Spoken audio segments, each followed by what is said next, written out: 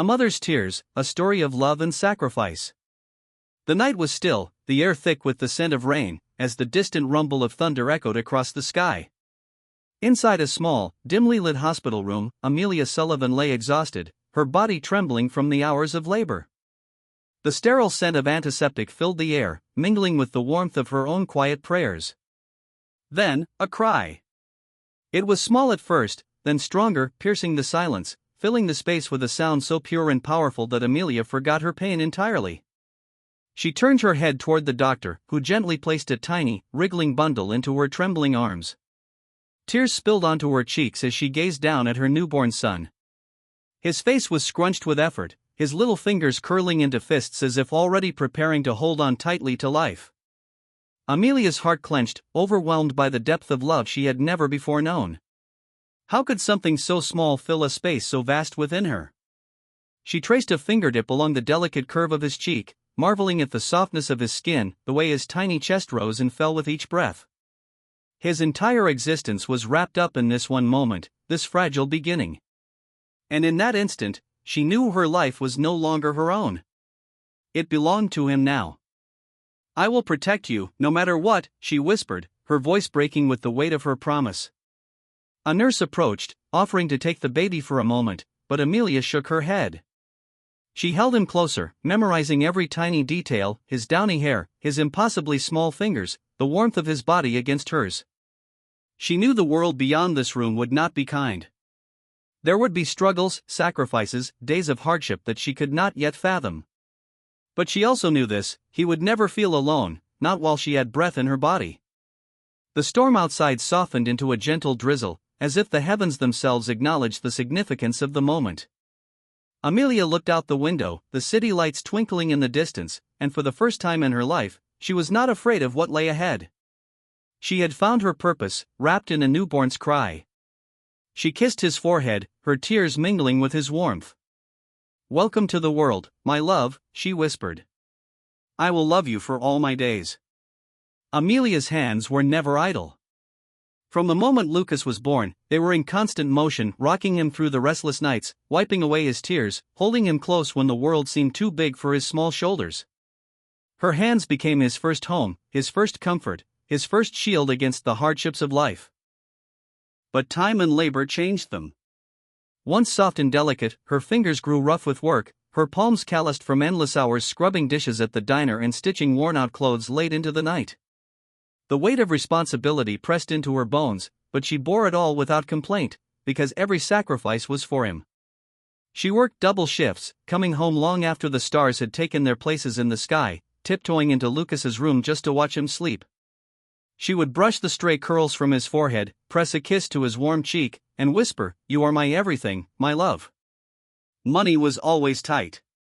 Bills stacked up faster than she could pay them. There were days she went without meals, quietly pushing her plate toward Lucas, insisting she had already eaten. There were winters when she layered her own coat over his as they walked to school, shivering in silence but smiling through it. "A mother's warmth isn't in the clothes she wears, but in the love she gives," she would tell him, hoping he never noticed the blue tinge on her fingers. Lucas grew up never knowing the weight of her burdens, only the lightness of her laughter and the strength of her embrace. To him, she was invincible.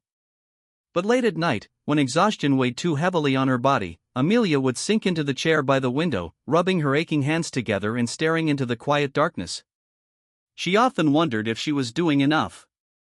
If her love alone could shield him from the struggles of the world. But then, Lucas would wake in the middle of the night, crawl into her lap, and wrap his small arms around her.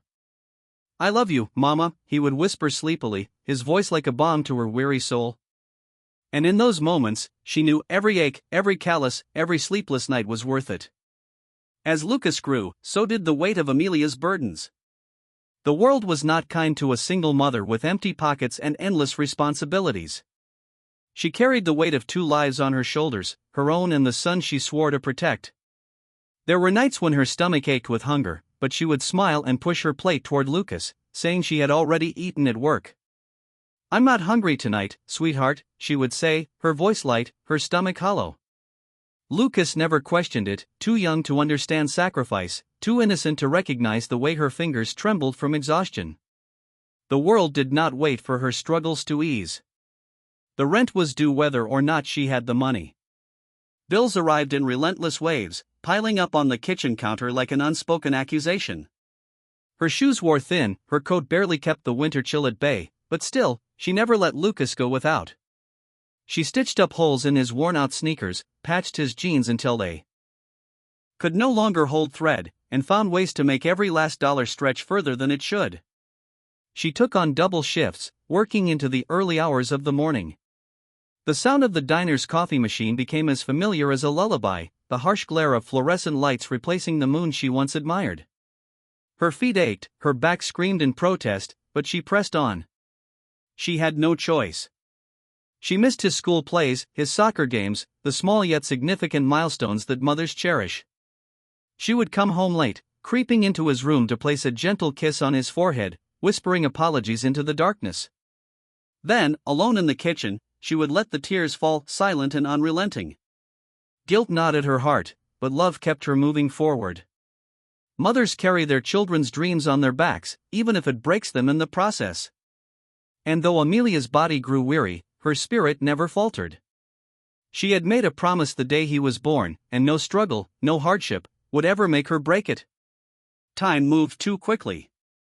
One moment, Lucas was a small boy clinging to Amelia's apron, his tiny fingers grasping at the fabric as if letting go would send him drifting into the unknown. The next, he was a young man standing in the doorway, a suitcase at his feet, his eyes filled with excitement and the ache of goodbye. "I'll be back soon, Mom," he reassured her, adjusting the strap of his bag over his shoulder. His voice was steady, full of youthful certainty. Amelia smiled, though her heart clenched painfully in her chest. She had known this day would come.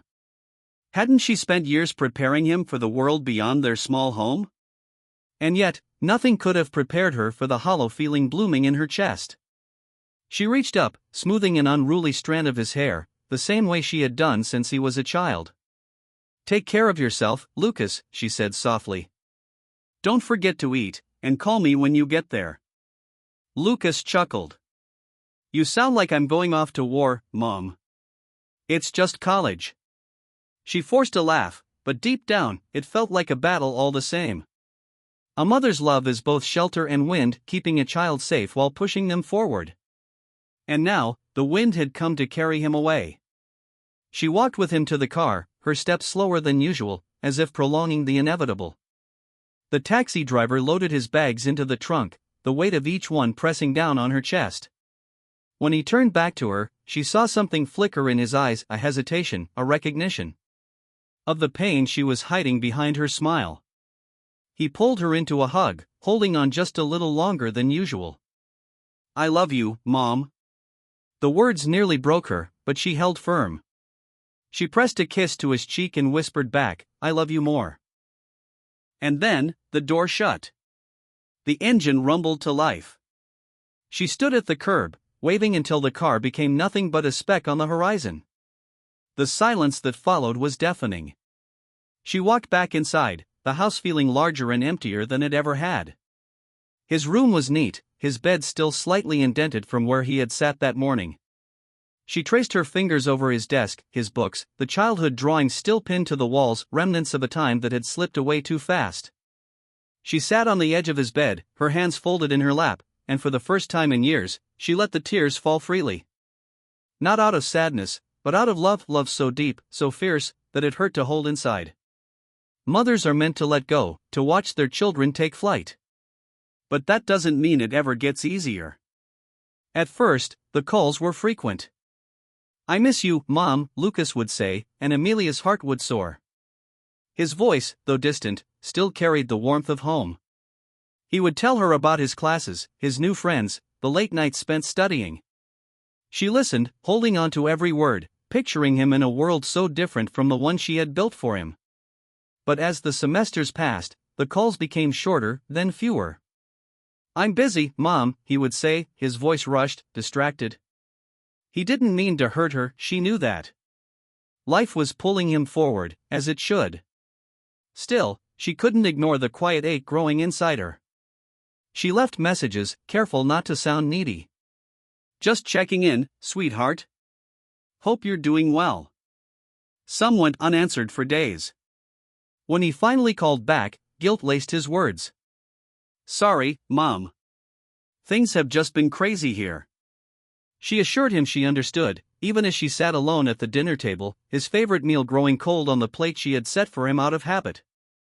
The house, once filled with his laughter, now held only echoes. She still kept his room the way he left it, the bed neatly made, the books on his shelf untouched, as if preserving it might somehow preserve the past. Holidays came and went. "I don't think I can make it home this time, Mom. Flights are expensive. Maybe next year?" She would smile through the phone, swallowing her disappointment. "Of course, sweetheart. I understand." But understanding didn't make the silence any easier. The world had once revolved around her, his tiny hands reaching for hers, his voice calling her name in the night. Now, she was a quiet presence in the background, watching from afar as he built a life of his own. One evening, as she sat by the window, watching the streetlights flicker on, she thought about calling him. But she hesitated. Would he be too busy? Would he answer out of obligation rather than longing? She set the phone down, choosing instead to whisper a prayer into the night. "I hope you're happy, my love.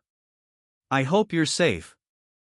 She had given him wings, and now he was soaring. That was what mothers were meant to do. But that didn't mean she didn't miss the days when his world had been small enough to fit within her arms. Amelia had always been strong. She had endured sleepless nights, empty stomachs, and the loneliness that only a mother who has given everything for her child can understand. But sickness does not recognize strength, and when it came for her, it did not come gently.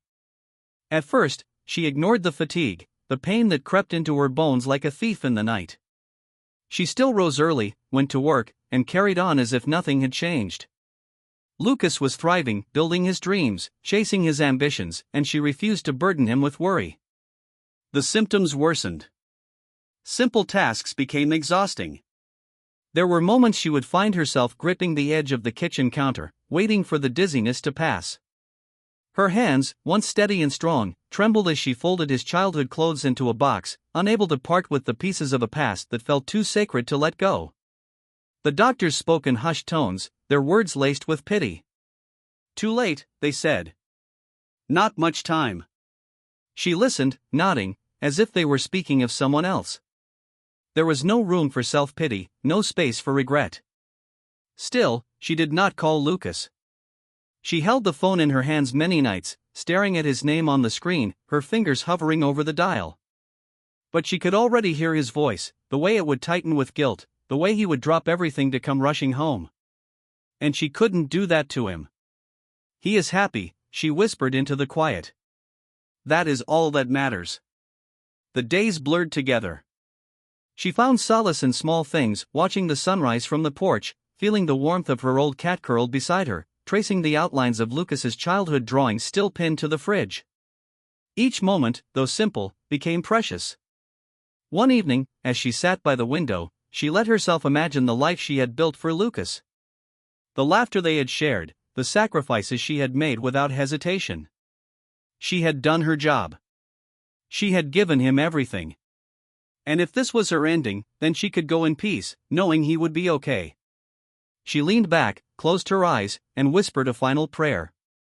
Not for herself, but for the boy who had once held her hand so tightly, who had once needed her more than anything in the world. "Be happy, my love. That is all I have ever wanted." Lucas arrived too late. The house was silent, frozen in time, as if waiting for a voice that would never return.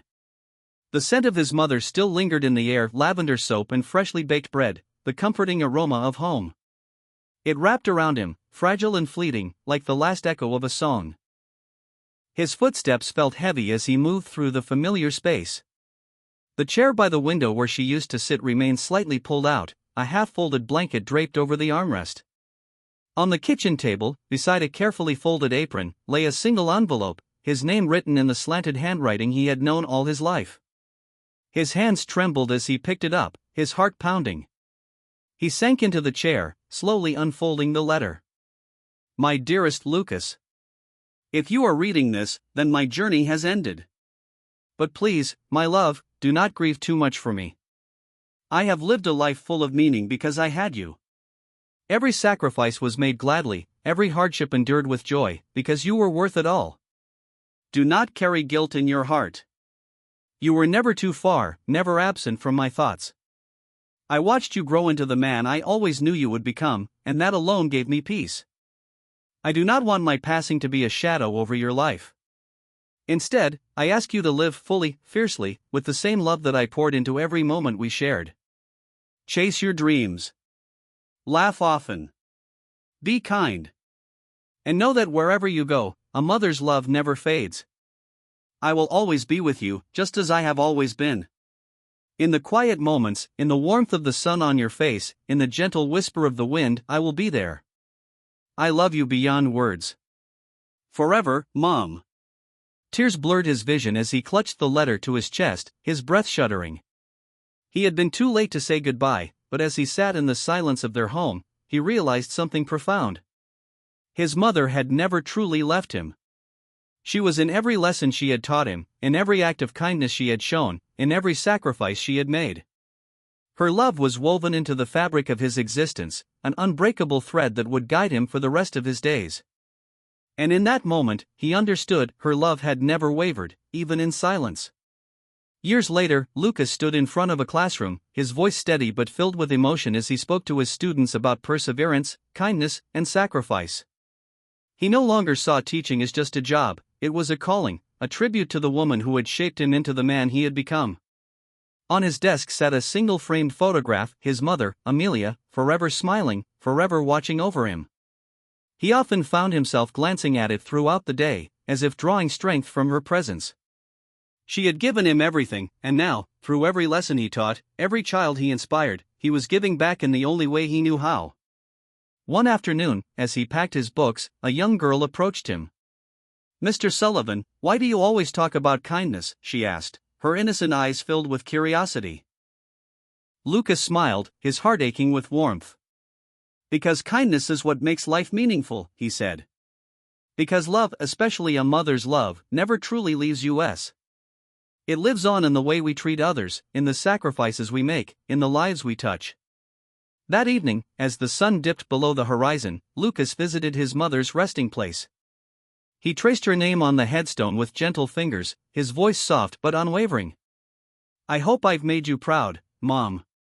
The wind stirred the leaves around him, and for a moment, he swore he could feel her presence, as warm and familiar as a childhood embrace. A tear slipped down his cheek, but it was not out of sadness. It was gratitude for the love that had shaped him, the lessons that would never fade, and the unbreakable bond that even time could not sever. A message to everyone: if you are fortunate enough to have your mother by your side, cherish her. Call her, hold her, tell her you love her, not tomorrow, not later, but now. Because a mother's love is the purest gift we will ever receive, and one day, all we will have left are memories. Make them count.